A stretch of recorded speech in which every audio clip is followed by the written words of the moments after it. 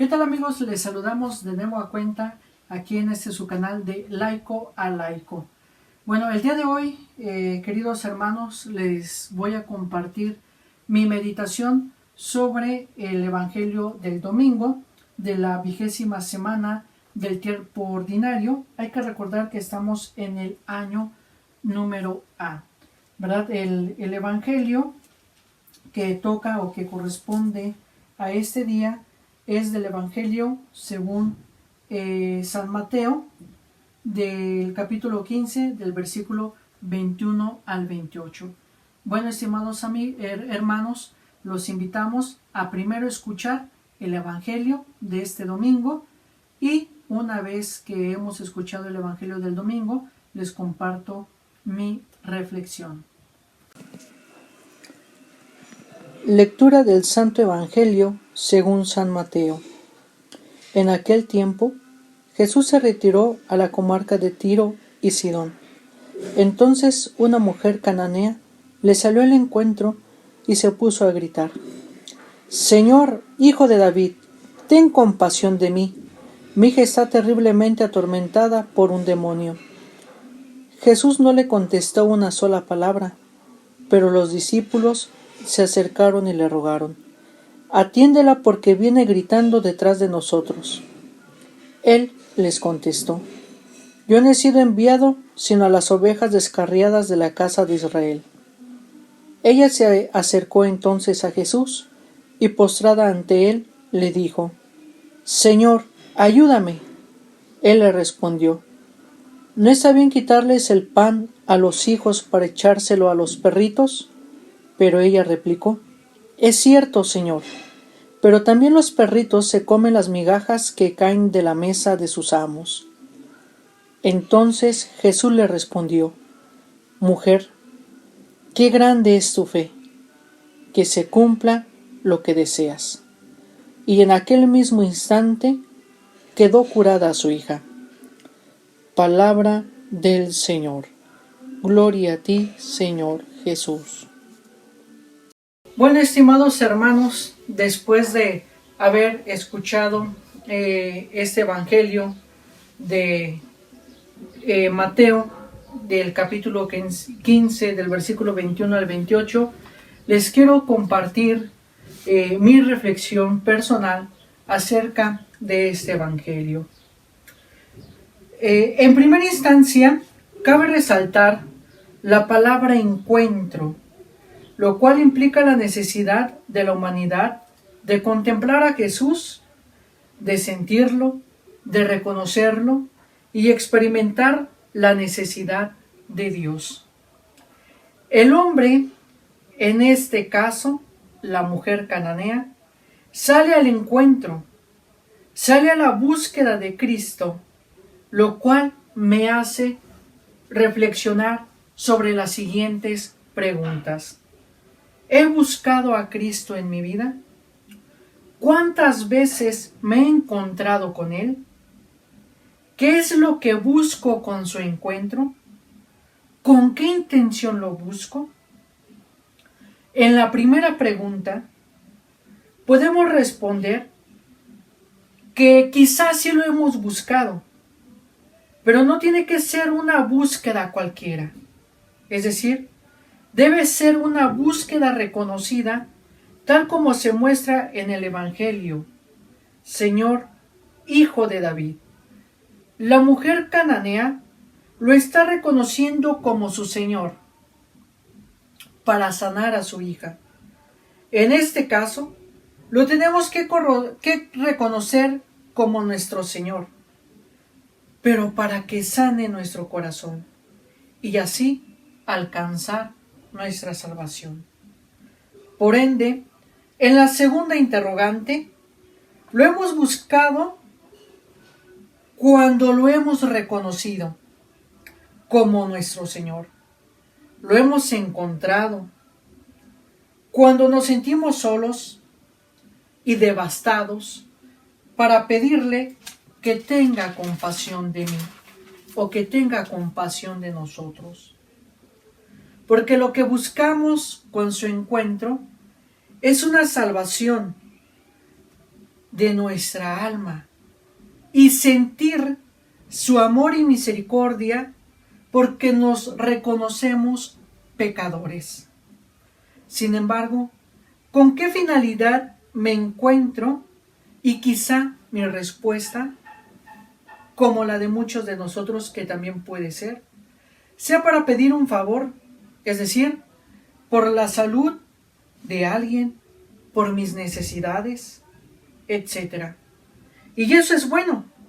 Y sabemos que no nos niega nada porque Dios es un Padre lleno de amor. Pero esto nos tiene que hacer reflexionar a lo que anteriormente mencionábamos. Lo reconozco como mi Señor. Y por lo tanto, el encuentro no solo tiene que ser para pedir, sino también para decir y agradecer, bendecir y alabarlo. Porque en Él está nuestra vida entera.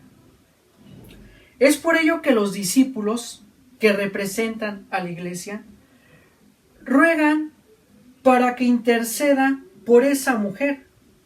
Y esto me lleva a recordar lo siguiente: el que persevera alcanza.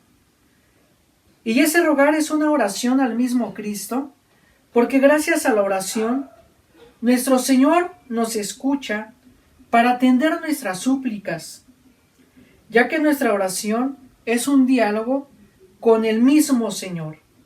Por ello, vamos a su encuentro. Ya en el Catecismo de la Iglesia Católica, en su numeral 2559, nos dice: resaltamos la oración porque la oración es la elevación del alma a Dios o la petición de bienes convenientes. ¿Desde dónde hablamos cuando oramos?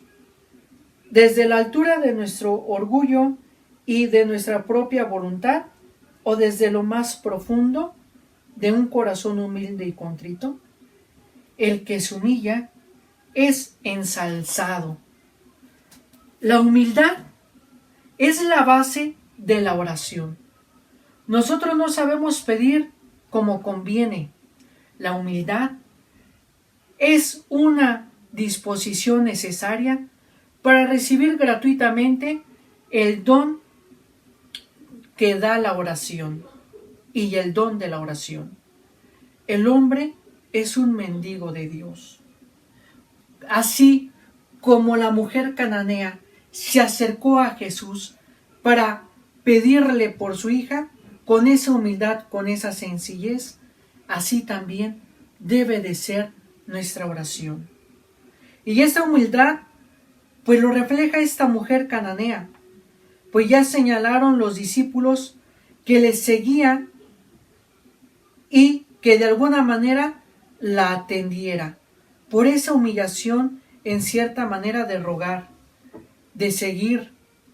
Y esto hace que Jesús voltee a verla, para entrar en diálogo con ella, porque gracias a los discípulos, gracias a la iglesia, que representa esta unidad y esta comunión con Jesús, el mismo Jesús escucha su oración y así también escucha nuestra oración.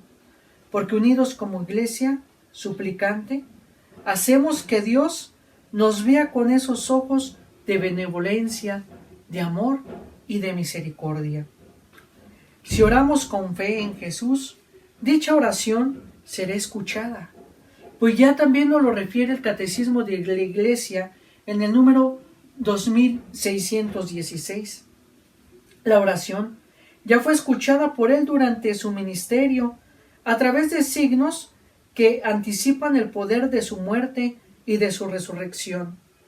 Jesús escuchó la oración de fe expresada en palabras del leproso, de Jairo, de la cananea, del buen ladrón, o en silencio de los portadores del paralítico, de la hemorroísa que toca el borde de su manto, de las lágrimas del perfume de la pecadora.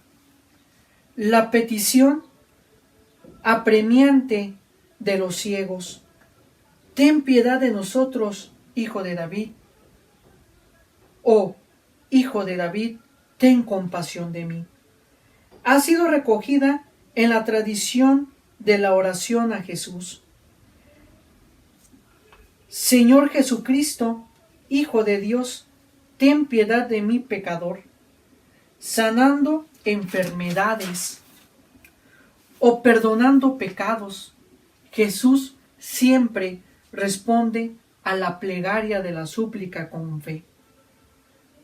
Ve en paz, tu fe te ha salvado. Pues ya San Agustín resume las 3 dimensiones de la oración de Jesús. Ora por nosotros como sacerdote nuestro. Ora en nosotros como cabeza nuestra. A Él se dirige nuestra oración como a Dios nuestro. Reconozcamos, por tanto, en Él nuestras voces y la voz de Él en nosotros. Si algo hace que Jesús escuche nuestra oración, es nuestra fe. Por ende, tenemos una gran ventaja con nuestra oración, ya que de acuerdo con el Encridión bíblico, en el número 1201, señala que la oración del Señor Jesús ha sido entregada a la Iglesia. Vosotros pues orad así. Y por ello la oración cristiana, incluso cuando se realiza en soledad, se mantiene simplemente dentro de aquella comunión de los santos, en la cual y con la cual se reza, tanto en la acción solemne y litúrgica como en la privada. Por tanto, la oración cristiana debe de realizarse siempre en el verdadero espíritu de la Iglesia orante y según sus preceptos, que en ocasiones pueden connotarse gracias a una dirección espiritual experimentada.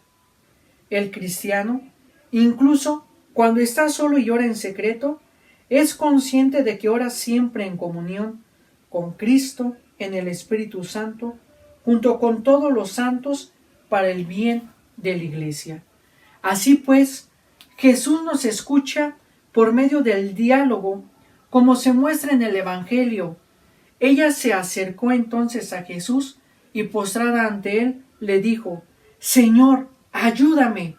Él le respondió: no está bien quitarles el pan a los hijos para echárselo a los perritos.